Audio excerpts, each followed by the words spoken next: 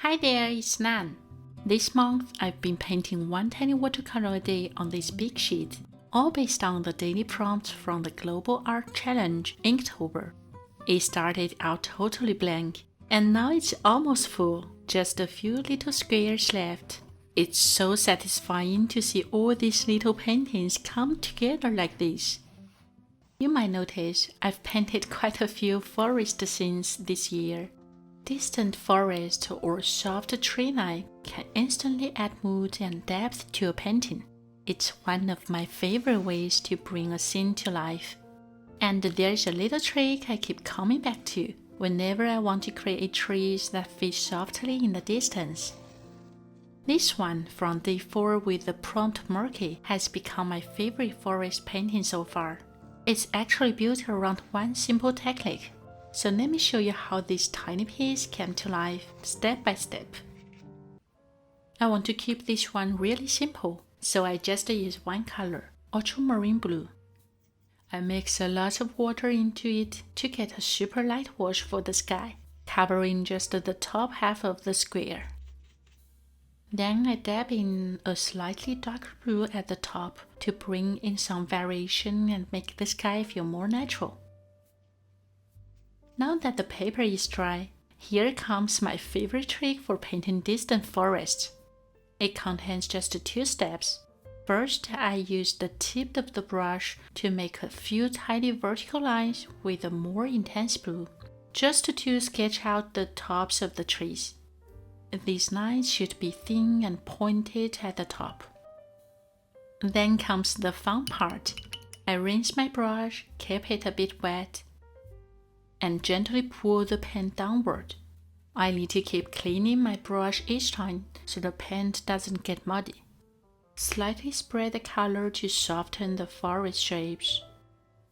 We don't need to be perfect here, the overall vibes is more important. I love how it makes the trees feel like they are fading to the fog while keeping the general forest outline. Sometimes I add a little color back in or gently rub with brush tip to remove extra pigment.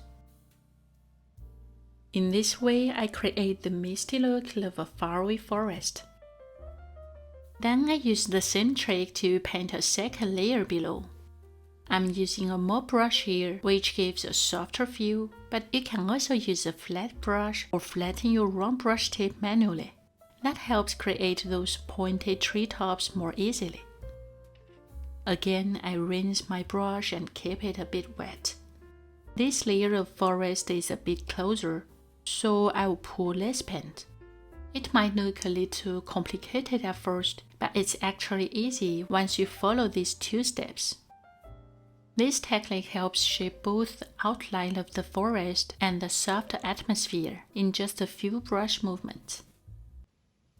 Now for the tree in the foreground, they will be darker and more detailed. I start with a pointed tip, then add branches gradually as I paint down.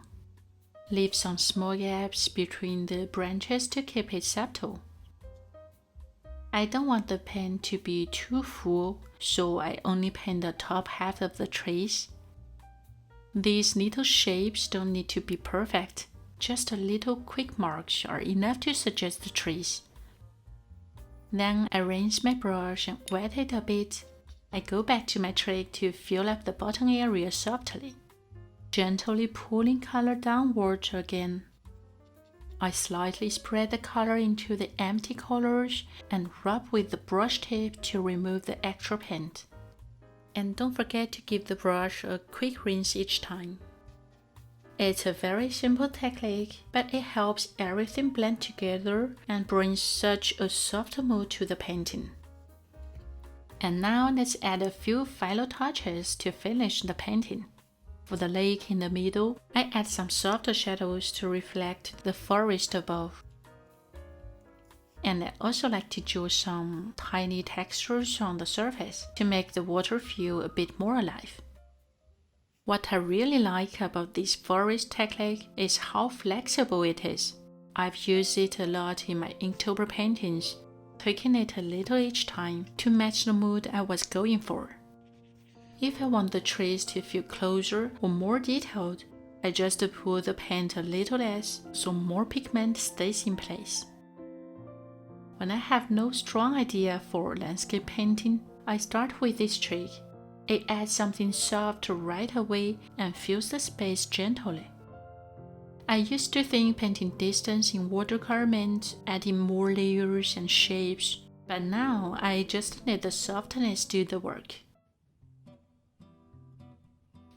Can't believe Inktober is almost over. I've learned so much in this art challenge. In the next video, I will show you everything I made this month and what's changed for me after painting every day.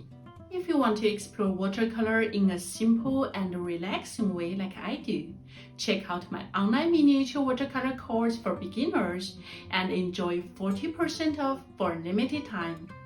Thank you for watching. Don't forget to like, share, and subscribe to my channel. I'm Nan, a miniature watercolor addict. See you next time!